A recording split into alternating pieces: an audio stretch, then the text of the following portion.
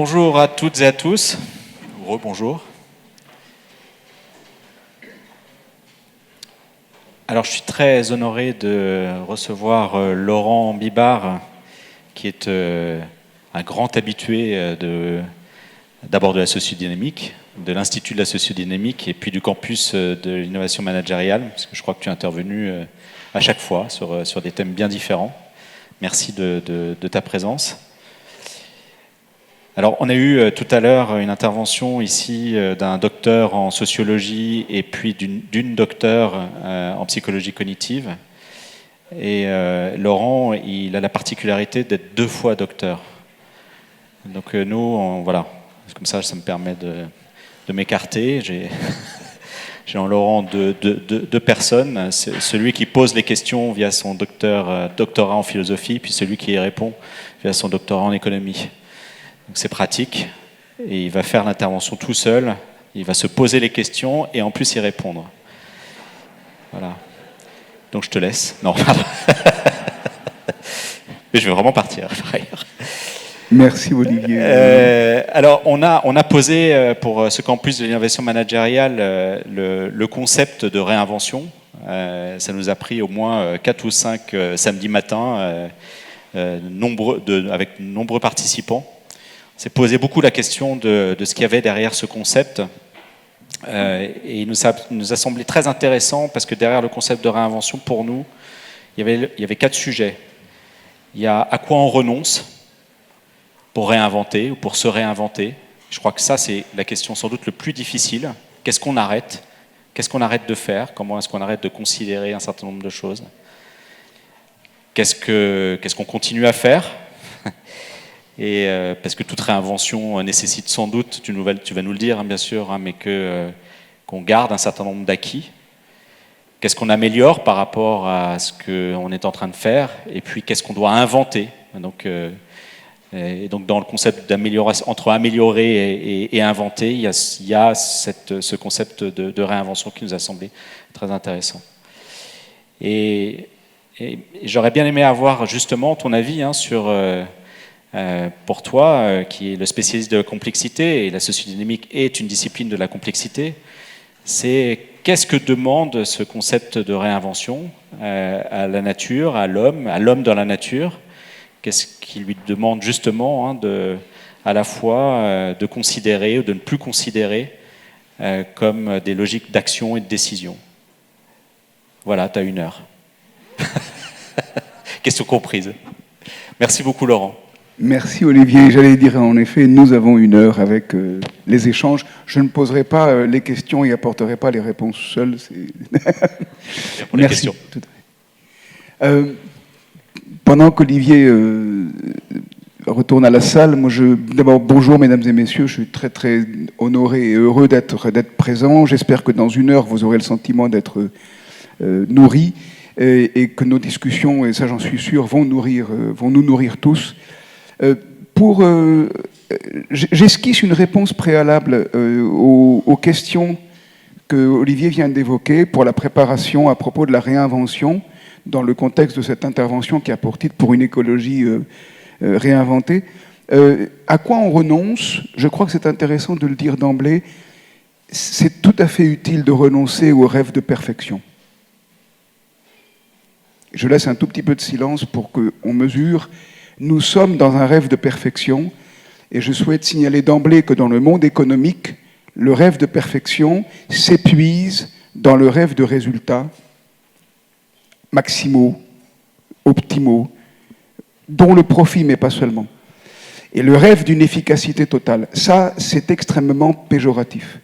Alors je vais y revenir, mais voilà quelque chose à quoi il faudrait qu'on renonce, et ça tient à nous.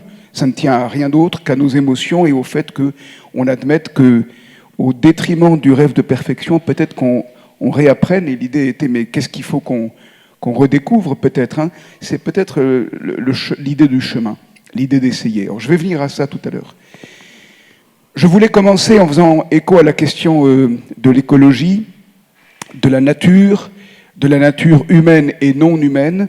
Je voulais commencer par un rappel. Nous le savons tous, ce que je vais vous dire, mais parfois c'est bien d'expliciter quelque chose qui est tacite et tenu pour acquis, à quoi on ne pense pas délibérément, c'est que depuis 500 ans, l'humanité est en route d'un détachement qui se veut idéalement parfois, je vais y revenir, total par rapport à la nature. La nature, l'origine du mot, c'est ce qui apparaît spontanément, ce qui vient de soi-même. Et donc on peut opposer l'idée de nature à l'idée d'artifice. Nous, humains, fabriquons des artefacts et ça n'est donc pas naturel, c'est nous qui les inventons. Et donc, voilà, il y a une nature, mais on a pris la décision de s'en détacher. Je rappelle qui, on et quand, ce sont les humanistes européens à la Renaissance. Et il y a deux auteurs particulièrement importants qui sont Descartes d'un côté, René Descartes, philosophe français, qui dit dans un livre qui s'appelle « Le discours de la méthode » que nous allons, nous humains, devenir, et là je le cite, comme maîtres et possesseurs de la nature. Et il a en vue, quand il dit ça, surtout la nature non humaine. Et il a un grand ennemi, parce qu'ils se ressemblent beaucoup, et que chacun veut être le seul à penser absolument vrai, un grand ennemi qui est un philosophe anglais qui s'appelle Hobbes. Et Thomas Hobbes, lui, parle de la nature, mais aussi de la nature humaine, beaucoup plus que Descartes. Et ces deux auteurs sont emblématiques de ce souhait que nous avons et que notre monde exprime de manière très très radicale, parfois extrême, de nous détacher de la nature, comme si la nature n'était que mauvaise ou source de problèmes. Et peut-être faut-il redécouvrir ce qu'est la nature, dont le mot est devenu maintenant, on ne parle pas de nature, hein, moi j'utilise un mot un peu caduc, on parle d'environnement, on parle d'écologie. Et il est symptomatique que dans la majorité des œuvres philosophiques, le mot de nature a disparu.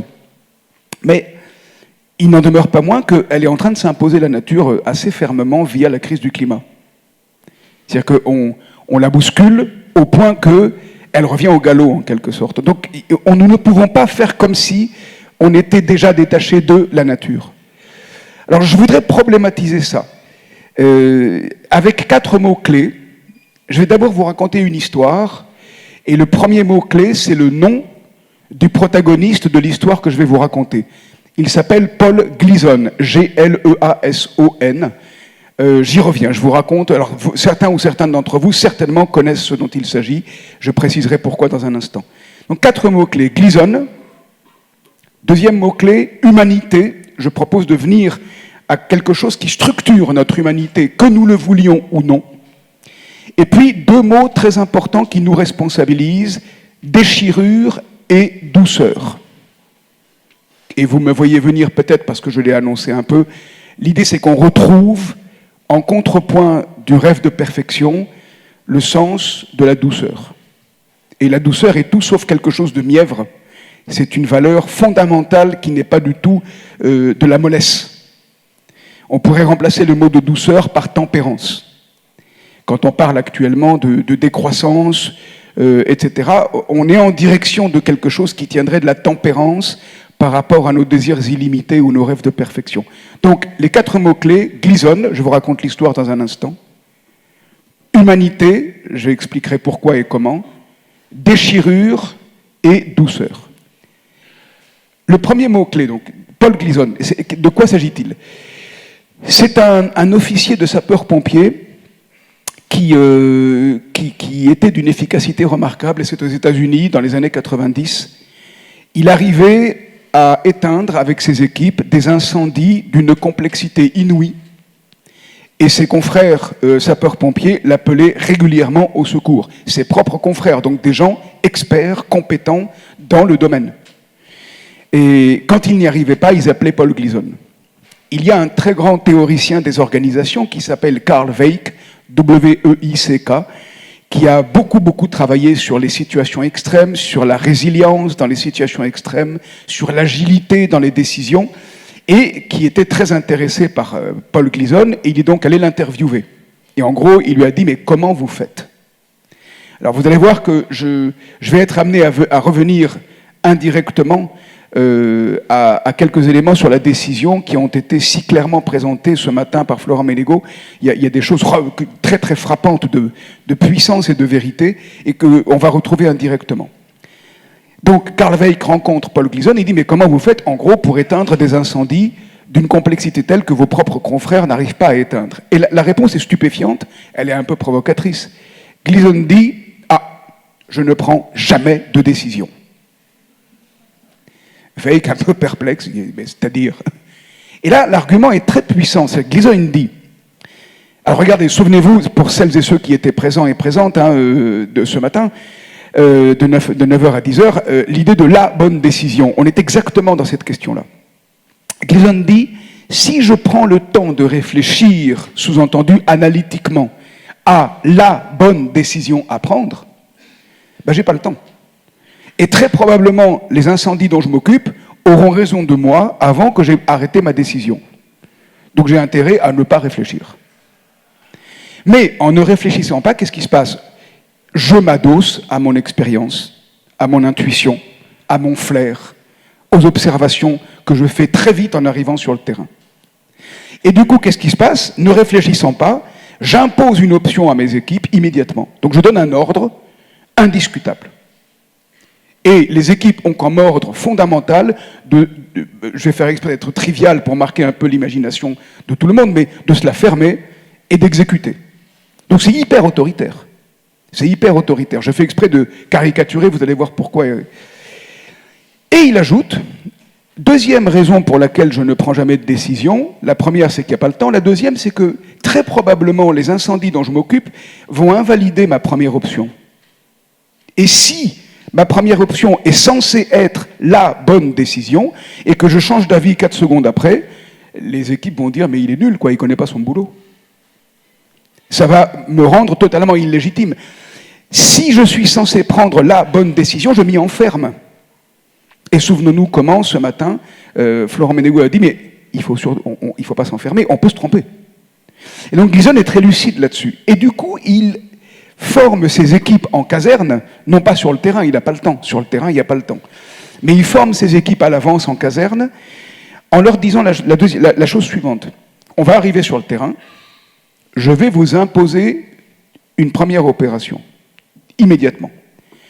Et là, l'ordre, c'est que vous vous taisez, comme je viens de vous le dire, et vous exécutez, comme des enfants. Je souligne d'emblée, il a été question d'enfants, tout à l'heure, de parents-enfants, à l'atelier précédent ici même. L'origine du mot enfant, je ne sais pas si elle a été rappelée, j'étais parti préparer un petit peu l'intervention pour maintenant, mais enfant, ça vient de infans en latin, c'est celui qui n'a pas le langage.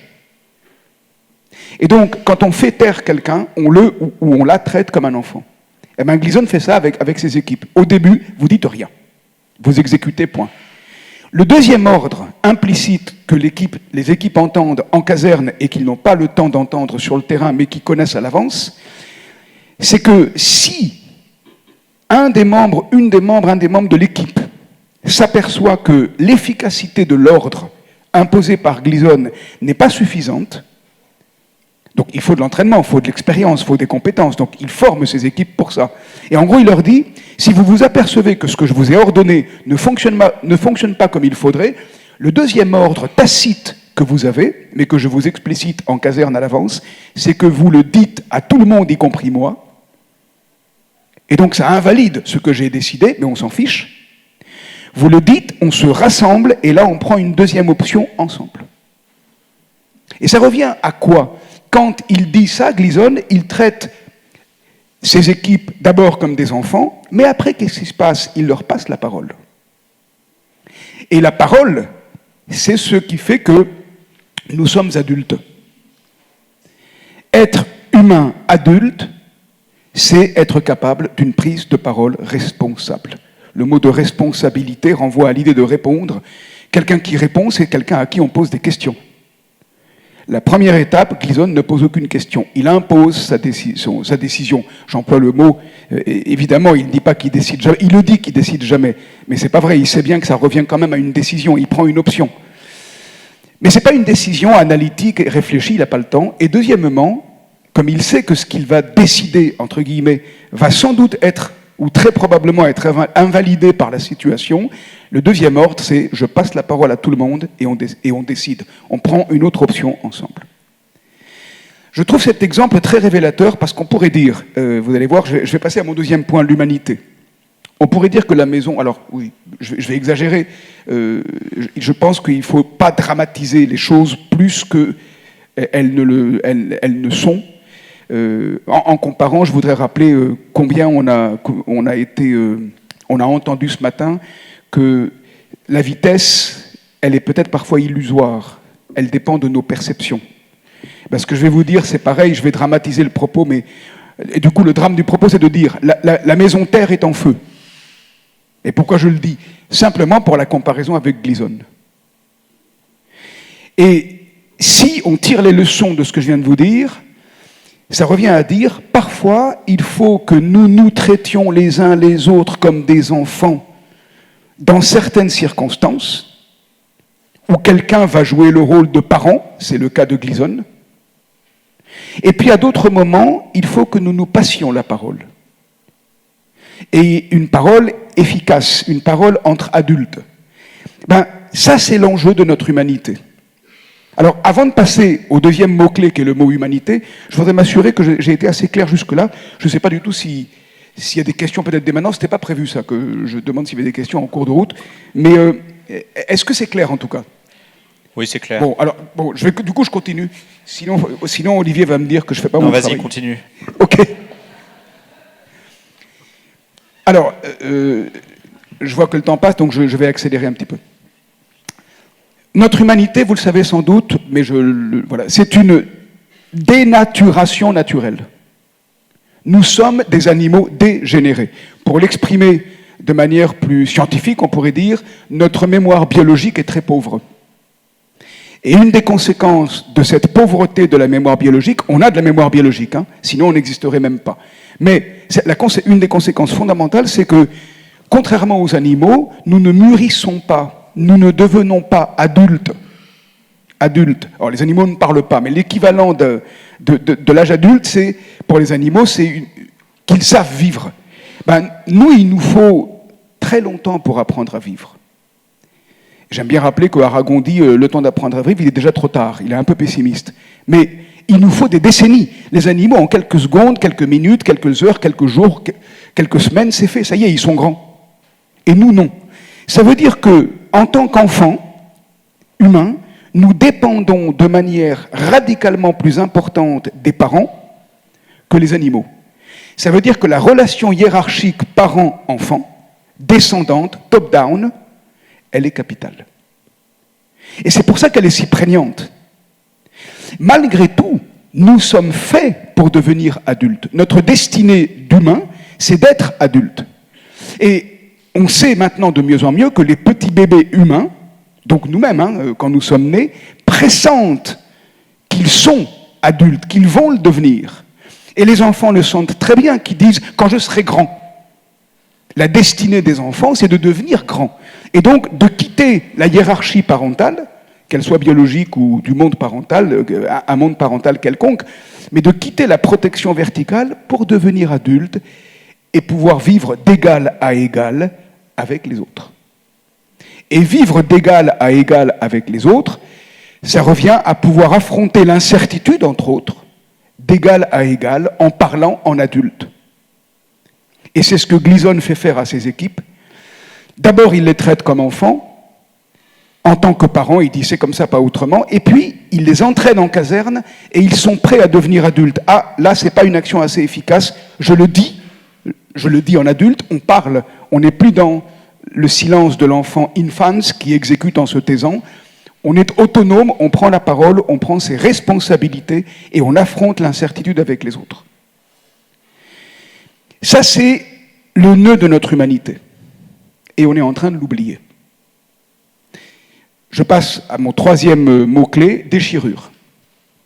On est en train d'oublier ça, et on peut se l'imaginer, se le représenter en renvoyant aux enjeux géopolitiques actuels. Je vous la fais brève, mais en gros, la relation parent-enfant qui est une relation psychologique, qui est une relation qui nous concerne chacune et chacun de nous individuellement, elle concerne toute l'humanité et elle a une expression politique au sens fort. C'est la relation gouvernant-gouverné. Et un parent qui ne veut pas que l'enfant devienne adulte, en politique, s'appelle un tyran. Ça s'appelle la dictature. Ça s'appelle tout gouvernement despotique qui impose le silence à la population. C'est le contraire total de ce qu'on a appelé dans l'histoire l'autodétermination des peuples. D'où l'importance d'accorder toute l'attention qu'elle requiert à cette relation verticale, hiérarchique, descendante, top-down, radicalement constitutive de notre humanité. Et pourquoi est-ce qu'elle est radicalement constitutive de notre humanité? C'est parce qu'on a besoin de protection pendant des décennies, encore une fois. On abandonne un bébé humain sans monde parental, la probabilité qu'il disparaisse est gigantesque. Beaucoup plus que les animaux. Alors, les animaux domestiques sont un peu dénaturés comme nous. Par exemple, les chiens ne savent plus très bien se nourrir seuls, à moins d'être des chiens sauvages et autres. Mais nous, on a besoin si longtemps de cette autorité verticale que on veut beaucoup en jouer le jeu, en passant. C'est-à-dire qu'il y a beaucoup de peuples qui sont soumis à des despotes et qui veulent bien l'être, et la montée contemporaine de toutes les radicalisations politiques en témoigne. Et je renvoie à cet ouvrage extraordinaire de la Boétie, le discours de la servitude volontaire. Donc il y a bien quelque chose comme ça dont nous sommes susceptibles, nous les humains, c'est de bien vouloir être asservis. Et pourquoi? Parce qu'en partie, ça sécurise. Comme l'a très bien dit Florent Menegaux ce matin, on laisse les gouvernants prendre leurs responsabilités, comme ça on est tranquille. Le contraire de ça, le contraire d'un parent tyrannique, c'est un parent qui éduque l'enfant et qui l'amène, qui le conduit à son autonomie réelle, à sa prise de parole, à sa responsabilité. Ça s'appelle la démocratie, ça s'appelle l'état de droit, ça s'appelle l'autodétermination des peuples, ça s'appelle la réflexion critique. Et comment ça marche? Un enfant, quand il prend naissance, il a besoin de protection, mais il pressent déjà l'adulte qu'il va devenir, et du coup, il impose aux parents une injonction contradictoire dont je suis sûr que tous les parents ici présents et présentes reconnaîtront qu'elle est bien là. L'enfant, il dit aux parents, protège-moi, et en même temps, il dit, fous-moi la paix. En même temps. Et fous-moi la paix, pourquoi? Parce que je pressens que je suis grand, laisse-moi tranquille, et en même temps, je suis tellement vulnérable. La vulnérabilité, l'enfant la connaît dès qu'il a faim pour la première fois. Je suis tellement vulnérable que j'ai radicalement besoin de la protection du parent. Et donc c'est totalement contradictoire. Il était question d'injonction contradictoire tout à l'heure. Là, il y a une injonction contradictoire constitutive. S'il y a des managers, des leaders et des coachs parmi nous, ce qui est fort probable, nous savons tous que dans les entreprises, les équipes demandent à la fois très souvent d'être protégées, de ne pas prendre leurs responsabilités, et en même temps que les patrons-patronnes leur fichent la paix. C'est normal, c'est une injonction constitutive de notre humanité. Notre destinée, c'est d'être devenir égaux les uns aux autres, libres, et d'affronter collectivement, en adultes, ensemble, encore une fois, l'incertitude. Pourquoi il y a déchirure actuellement? Parce que la culture qui nous a amenés à l'idée d'état de droit, qui est une culture merveilleuse, sans la notion d'état de droit, on n'aurait pas une compréhension fondamentale de ce que c'est qu'une humanité adulte. La culture qui nous a amenés là, elle a actuellement des effets pervers sous la forme de ce qu'on peut appeler le libéralisme. Moi, j'aime bien souligner avec le philosophe Eric Weil que dès qu'il y a un isme quelque part, il y a une réduction du réel. Le libéralisme, je vais m'en tenir à un aspect théorique neutre, parce que mon propos n'est pas idéologique et contre le libéralisme, c'est pas l'enjeu directement. En revanche, en termes de théorie, le libéralisme économique présuppose que nous sommes de fait, toutes et tous, d'emblée égaux les uns aux autres. Je dis bien, présuppose que nous sommes de fait, toutes et tous, égaux les uns aux autres. Et ça, c'est pas vrai. C'est pas vrai. C'est vrai en droit. L'histoire nous a fait découvrir que c'était vrai en droit, mais pas en fait. En fait, un petit bébé qui prend naissance n'est pas du tout l'égal de ses parents. Il est complètement dépendant. Et ça, nous sommes un peu en train de l'oublier dans un monde où, en particulier, mais pas seulement du fait des nouvelles technologies, des réseaux sociaux, d'Internet, on croit qu'il n'y a plus besoin de ce qu'on appelle quelque chose d'essentiel, l'éducation. L'éducation, c'est exducere, conduire l'enfant au dehors, lui donner les moyens de devenir autonome. Eh bien, on a besoin de redécouvrir ce chemin nécessaire. Le monde contemporain, technologique, libéral, capitaliste, présuppose, ne serait-ce que théoriquement, qu'on est d'emblée égaux, et ça a comme conséquence qu'on perd le sens de l'éducation, et du coup le sens de l'autorité au meilleur sens du terme. L'autorité, c'est pas l'autoritarisme. L'autorité, c'est être auteur en l'autre de l'autre. Ça veut dire lui donner tous les moyens pour que l'autre devienne soi-même. Eh bien, ne serait-ce que géopolitiquement, on peut s'apercevoir actuellement qu'il y a une énorme tension entre l'exacerbation des despotismes, hiérarchie verticale classique top-down, d'un côté, et de l'autre côté, une revendication d'égalitarisme qui est, sur certains plans, parfois excessive. Excessive au sens où on oublie qu'il y a un chemin à parcourir.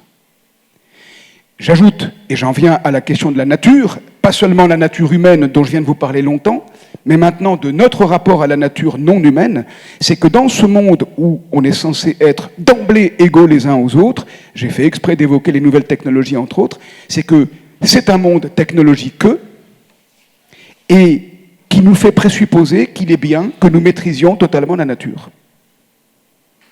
Et que c'est possible. Et ça, on doit le renvoyer aux humanistes de la Renaissance il y a 500 ans. Il n'y a pas de faute, il n'y a pas d'imputation de faute de ma part, il y a une prise de distance nécessaire.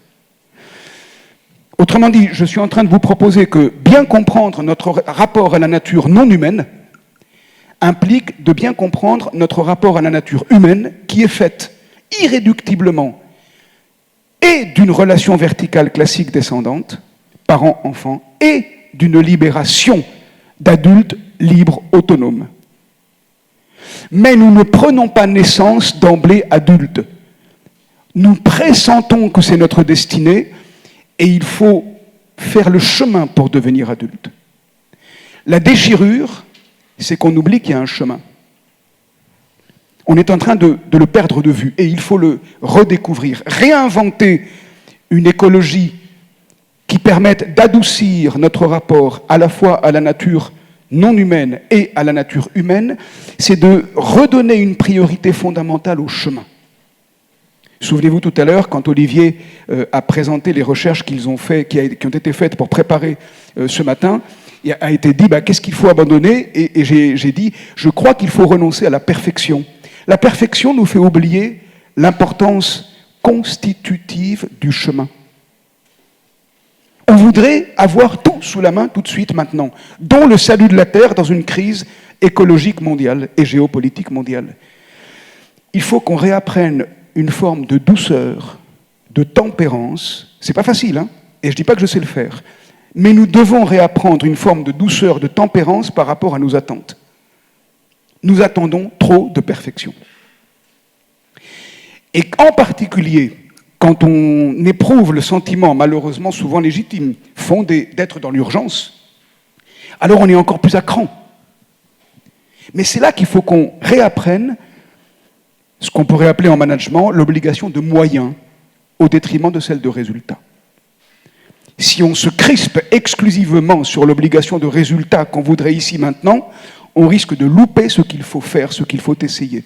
Je vais m'arrêter bientôt pour laisser la place à nos échanges, mais je voudrais renvoyer à un très très grand auteur qui a été redécouvert lors du Covid, Camus. Et on a redécouvert Camus à propos de la peste, comme symbole d'une pandémie. Je souhaite rappeler ceci. Camus publie en 1951, et ce sera mon dernier point, il publie un livre qui s'appelle L'homme révolté. Et il se fait huer très très violemment et de façon légitime par des gens de très bonne foi qui croyaient en l'humanisme du communisme, qui n'avaient pas encore vu que ce qui se passait en Union soviétique, c'était de la terreur et de la tyrannie. Et donc Camus, dans ce livre, met sur un pied d'égalité, en particulier, entre autres, communisme et nazisme. Et donc évidemment, les communistes de bonne foi disent « mais l'idéologie antisémite d'Hitler n'a rien à voir avec le rêve humaniste de Marx. » Et ils ont raison. Ils ont parfaitement raison. Mais Camus dit, si on observe bien, et écoutez bien, mesdames et messieurs, parce qu'on n'a pas quitté cette ambiance qui renvoie à l'idée de perfection. Camus dit, si on observe bien les intentions de toutes les révolutions actuelles, et c'est encore notre monde, même si ça a été écrit en 51, publié en 51, Camus dit, elles ont 3 points communs. Elles se veulent définitives, ce que le nazisme appelle solution finale, ce que Marx qualifie en disant on va enfin se débarrasser de la domination de l'homme par l'homme au profit de l'administration des choses. Je vous le traduis avec le vocabulaire que j'ai utilisé à l'instant, la domination de l'homme par l'homme, parent-enfant, l'administration des choses, un monde d'adultes égaux les uns aux autres. Et donc le rêve, c'est de se débarrasser de la relation parent-enfant, au profit de la seule relation d'adultes d'emblée égaux les uns aux autres. Et je rappelle qu'on n'est pas d'emblée égaux les uns aux autres.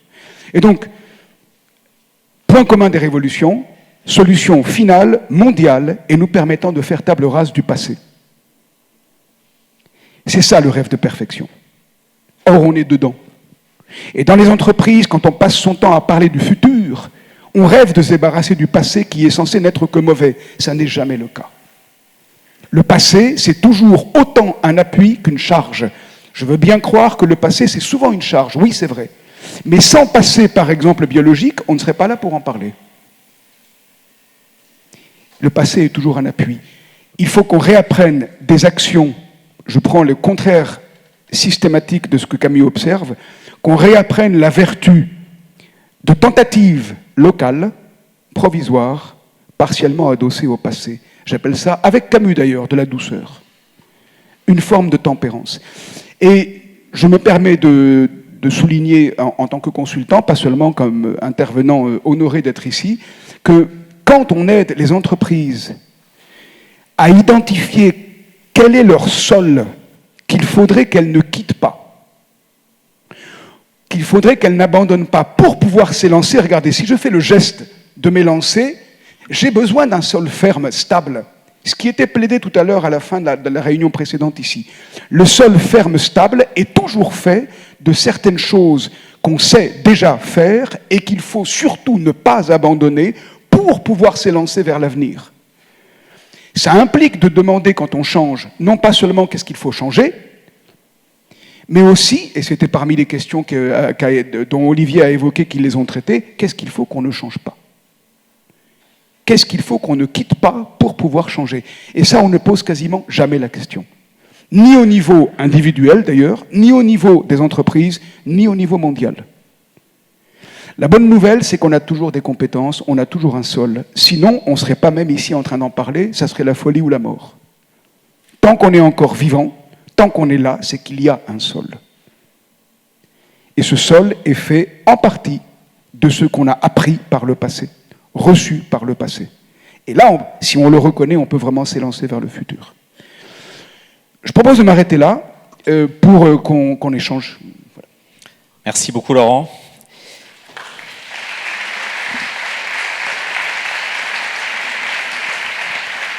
Alors, pardon, juste un petit ajustement pour expliciter. La relation parent-enfant, elle est évidemment du côté du passé.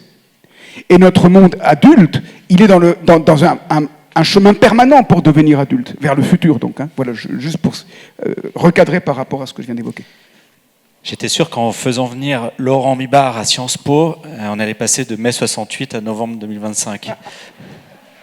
Tant ce que tu nous proposes est une révolution cognitive, comportementale, sans doute aussi un désir ou une attente d'une nouvelle civilisation, parce qu'il me semble que le comment et comment on y va vers ce que tu proposes doit remettre en cause un certain nombre de choses que nous faisons aujourd'hui. Je ne sais pas, c'est peut-être une question d'ailleurs. Alors, moi je dirais oui, au sens où il nous faudrait quitter, non pas ce que nous avons acquis grâce aux sciences et aux techniques, et grâce l'humanisme a donné lieu à la possibilité d'expliciter ce qu'est un état de droit. Donc c'est essentiel. Mais nous avons à pondérer notre rapport aux technologies, aux attentes de perfection, et à bien avoir à l'esprit, on n'est pas d'emblée adulte, on le devient. Je suis content de retrouver une formule de Simone de Beauvoir à ce propos. On n'est pas d'emblée adulte, on le devient. Et ça veut dire que nous ne nous élancerons vers un renouveau que en dépassant le rêve fantasmatique d'un détachement complet par rapport à la nature. C'est une erreur grave. On est en train de commencer à en payer les conséquences, quoi. Et on a intérêt, pour s'élancer vers un monde où on réinvente une écologie, on réinvente que nous habitons un monde que nous devons recevoir tout autant que le contrôler, eh ben, on redécouvre que peut-être il y a des choses à prendre dans le passé. Sans rentrer dans le détail, j'indique un tout petit dialogue d'un auteur qui a anticipé tout le contenu où nous sommes actuellement, qui s'appelle Xénophon. C'est un grec contemporain de Platon. Il a écrit un petit dialogue qui s'appelle le Hiéron, H-I-E-R-O-N, et je ne rentre pas dans le détail, mais en gros, il y parle, sans utiliser le mot parce qu'il n'existe pas encore, d'empowerment. Et en gros, il dit, il faudrait qu'on devienne tous adultes.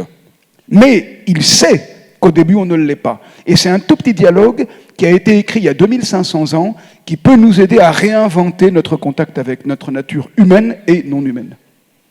Donc oui, on a à redécouvrir une nature qui sinon va revenir au galop et on n'aura pas le temps de réagir, quoi.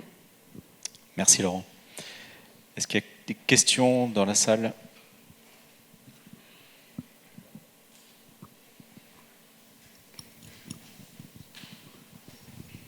Vous avez conclu en parlant de la douceur. Alors pardon, un peu plus près du micro, oui, peut-être. Vous avez conclu en parlant de la douceur.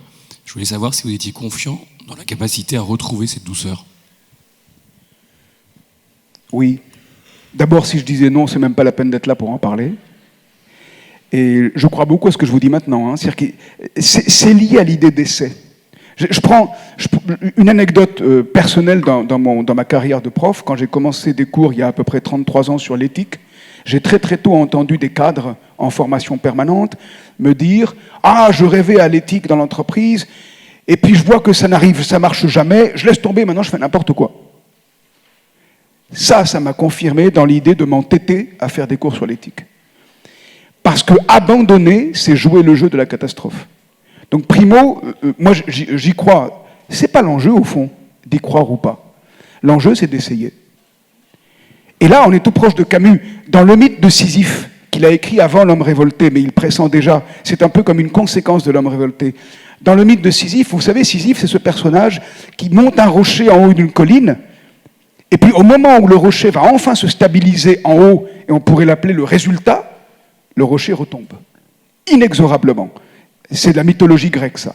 Eh bien, Camus dit, à la fin du bouquin de Sisyphe, le mythe de Sisyphe, il faut imaginer Sisyphe heureux. Vous imaginez Sisyphe qui pousse sans cesse son rocher, et il sait qu'il va retomber. Mais ça veut dire quoi ? Ça veut dire, il faut valoriser l'essai.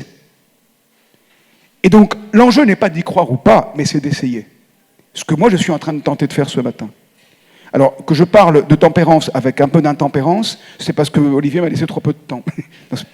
mais je crois qu'il faut que nous cultivions notre rapport à une forme d'apaisement, de douceur.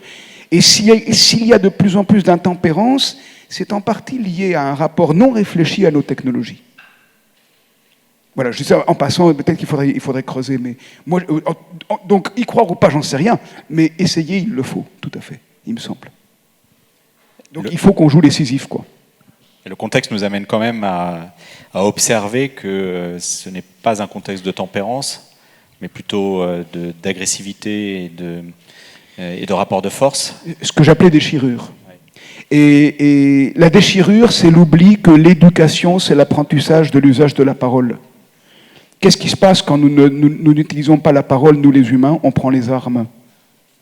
C'est capital qu'on s'exerce à communiquer du mieux possible. Et je donne un moyen d'apprentissage ou de réapprentissage permanent d'une communication ajustée Olivier, quand on discutait pour préparer, disait il faut qu'on retrouve un comportement mieux ajusté par rapport à la nature humaine, non humaine. Eh bien, quelque chose qui favorise une communication ajustée, c'est qu'on réapprenne à parler de ce qui marche. Nous avons trop pris l'habitude de ne parler que de ce qui s'effondre. Et c'est à tort, parce qu'il y a plein de choses qui marchent bien. En tant que consultant, je souhaite dire l'admiration que force en moi des tonnes d'entreprises, privées, publiques. Il y a des compétences gigantesques de notre humanité, on n'en parle pas du tout assez.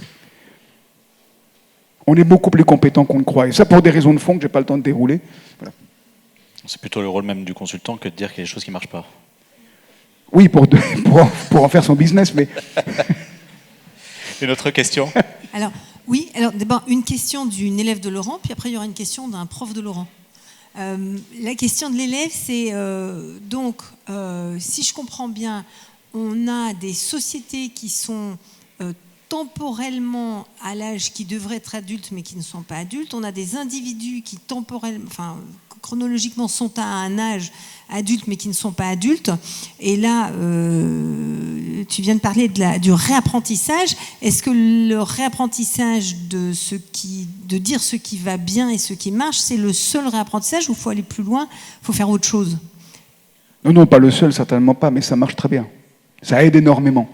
Et je voudrais ajouter à propos de la question, merci, je la trouve très importante pour le coup, c'est que ces trois postures, enfant, parent, adulte, nous les avons en nous, toute la vie. Je plaisantais hier avec une collègue, une universitaire remarquable, qui est maintenant une dame un peu âgée, et elle disait à un moment dans un débat, « Oh, mais je suis comme une jeune fille aujourd'hui », parce qu'on avait une discussion extrêmement intéressante autour du philosophe Baudrillard. Et je lui dis en plaisantant, mais non, c'est pas qu'aujourd'hui que tu es comme une jeune fille, c'est toujours. Alors, elle rigole, et on convient tous les deux qu'il faut que nous cultivions notre enfance. Pourquoi? Parce que l'enfance, c'est le désir de vivre. Si on perd l'enfance, ça s'appelle dépression, et ça s'appelle la mort. Et donc, enfants, on l'est toute la vie. Parents aussi, vous savez, comme les tout petits enfants qui, aux 4-5 ans, jouent le rôle de parents à l'égard de leurs parents et disent « Papa, arrête de fumer, maman, t'es mal habillé ». À 4 ans à peine, ils savent déjà le rôle de parents. Et adultes, nous pressentons tous que c'est notre vraie destinée. Donc ces trois postures, enfants, parents, adultes, elles nous habitent tous. Pourquoi je le dis maintenant? C'est que même si on peut dire, quitte à épingler éventuellement, mais ça serait à tort, ah ben il y a certains pays qui sont, ou des gens qui sont dans le rapport parent-enfant, voire autoritaire, au pire sens du terme, donc despotique, et d'autres qui tentent d'être adultes, mais rêvent de l'être tout de suite alors qu'il faut se former. N'épinglons rien parce que ce travail d'harmonisation entre ces trois postures, nous avons toutes et tous à le faire. Et je ne dis pas que vous avez épinglé du tout, hein, mais pour creuser la réflexion, il faut qu'on ait bien à l'esprit que dans cette salle, en fonction des circonstances, on est toutes et tous, tour à tour, parents, enfants, adultes. Et on doit cultiver sans cesse une relation harmonieuse entre le caractère hiérarchique de la relation parent-enfant d'un côté et la hiérarchie plate d'adultes entre eux de l'autre. Et la relation entre les deux s'appelle éducation. On peut l'exprimer autrement dans notre contexte, formation permanente. Que nous nous formions en permanence, c'est travailler sans cesse ces deux pôles qui nous constituent irréductiblement et qui ne doivent pas se déchirer. La douceur à réintroduire, c'est le lien entre l'un et l'autre. Et quand on réussit à le faire, ça s'appelle la prise de parole au détriment de la prise des armes. On prend les armes quand les choses se déchirent. Et il faut tout faire pour réapprendre à parler. Entre autres de ce qui marche. J'espère que je suis bien en écho de ce que vous avez dit. Il y a Charles-Henri qui veut te Oui, alors c'est moi le prof, le vieux prof de...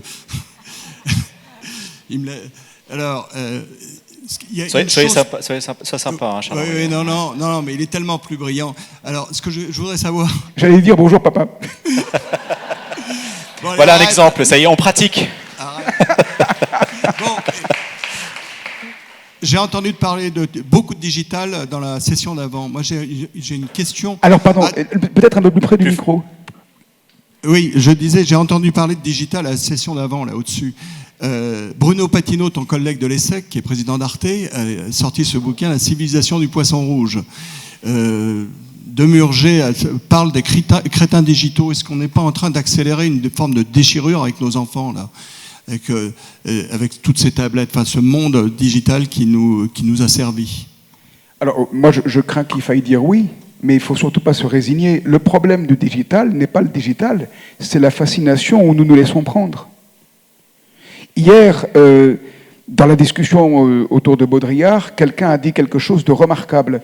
La personne a dit « On ne peut être cloné que si on est déjà un clone ». Et je crois qu'on peut dire à propos de nos rapports aux technologies que nous sommes d'autant plus fascinés que nous nous inféodons à l'avance aux technologies.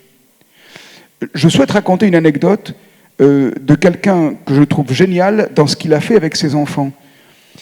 Un couple, ils ont 2 enfants de 4 et 6 ans, ils se demandent mais comment on va faire avec les écrans, et le père est assez compétent, il n'est pas spécialisé en informatique, mais il met un jour ses 2 enfants devant un téléphone portable et un ordinateur, il met en route les écrans, les enfants voient des vidéos, ils sont complètement fascinés, et il arrête soudain les 2 machines, il les démonte. Alors, il faut savoir le faire. Hein. Démonter, moi je saurais, mais la suite je ne saurais pas. Il les démonte, et une fois que tout est posé, les pièces, dans le silence des pièces juxtaposées, il dit, vous voyez, ça n'est que ça. Après, il les remonte. Il remet en route les écrans. Alors, c'est une famille très structurée, on évoquait ça ce matin, mais je témoigne, je connais bien, les enfants n'ont jamais été fascinés par les écrans. Il faut que nous ne nous laissions pas fasciner par les écrans. C'est de notre responsabilité, pas de celle des machines. On attribue beaucoup trop de compétences aux machines. Une machine ne pense pas, une machine ne réfléchit pas, il n'y a pas d'intelligence artificielle, il y a du calcul artificiel. Je me permets, je ne fais jamais ça, mais de renvoyer un excellent bouquin que j'ai écrit, et pourquoi j'y renvoie? Parce que je l'ai co-écrit. Et il est excellent à cause du co-auteur qui s'appelle Nicolas Sabouret. Nicolas Sabouret est prof d'informatique à Paris-Saclay. Il a écrit un premier livre qui s'appelle « Comprendre l'intelligence artificielle ». Et on s'est rencontrés dans des rencontres de cet ordre-là. Et on a fini par écrire un bouquin. Et le titre, c'est « L'intelligence artificielle n'est pas un problème technologique. C'est un problème humain. C'est le problème de nos rêves très excessifs à l'égard des technologies et de nos attentes. Et du coup, oui, il y aurait un risque que nous devenions des zombies si nous nous laissions faire, mais pas par les machines, par nos attentes à leur égard.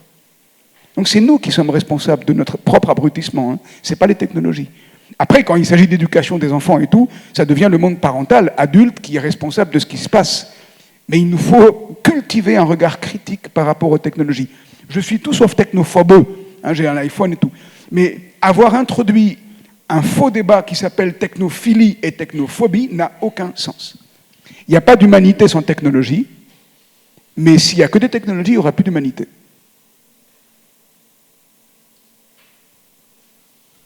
On parlait de discussions optimistes dans la réunion précédente, voilà, on est dans le même contexte.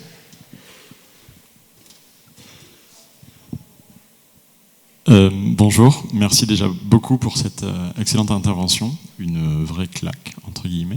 J'ai une petite question par rapport au sujet de l'écologie, justement. Je suis effectivement très convaincu de ce que vous dites au sujet de la tempérance et de la douceur, et je me demande, est-ce que c'est pas le fait de prôner justement un retour à à reconsidérer l'obligation de moyens plutôt que de résultats, etc. Est-ce que c'est pas un risque de justement ne pas agir suffisamment efficacement au vu des contraintes toujours plus impressionnantes qu'on a et du risque toujours plus fort? Est-ce que justement se dire, bon, finalement, on aura essayé, on aura mis en œuvre nos moyens, étant donné ce qu'on est capable de faire, est-ce que c'est pas justement le risque que derrière une forme de déresponsabilisation vis-à-vis des enjeux? Je crois que la panique serait plus grave, ou la panique est plus grave. Je vais prendre la métaphore suivante, le chêne et le roseau. Elle est très puissante. On est dans une culture de perfection où on voudrait, et à juste titre, parce que objectivement, la situation que nous connaissons actuellement, elle est vraiment pas top. Mais on est dans un rêve d'être des chaînes, donc de tout contrôler pour faire tout hyper vite et réussir. Un chêne, vous lui mettez un ouragan, ça le détruit. Il faut que nous fassions comme des roseaux. Le roseau, il est enraciné très fort, mais il a un feuillage totalement flexible. L'ouragan passe, le roseau se plie, il joue le jeu, et il est résilient, il est agile, il est là. Il ne se laisse pas briser par l'ouragan. Être un roseau ne veut pas dire être lent. Être un roseau ne veut pas dire je fais rien. Être un roseau, c'est savoir qu'on ne contrôle pas tout et tout faire là où on est pour que les choses les meilleures aient lieu. Et je reviens à ceci. Je vais expliciter un point que j'ai suggéré, mais je ne suis pas rentré dans le détail. Nous pouvons nous faire confiance, nous humains. Nous savons au niveau mondial faire infiniment plus de choses que ceux dont nous avons conscience. Et je n'ai pas le temps d'argumenter dans le détail, mais je voudrais juste vous faire observer ceci. C'est que nous savons faire quelque chose quand nous n'avons plus besoin d'y penser pour le faire. Essayez de réfléchir à vos silences. Vous verrez combien vous avez de compétences que vous ne voyez plus parce que vous savez les mettre en route, les utiliser. Nous devrions expliciter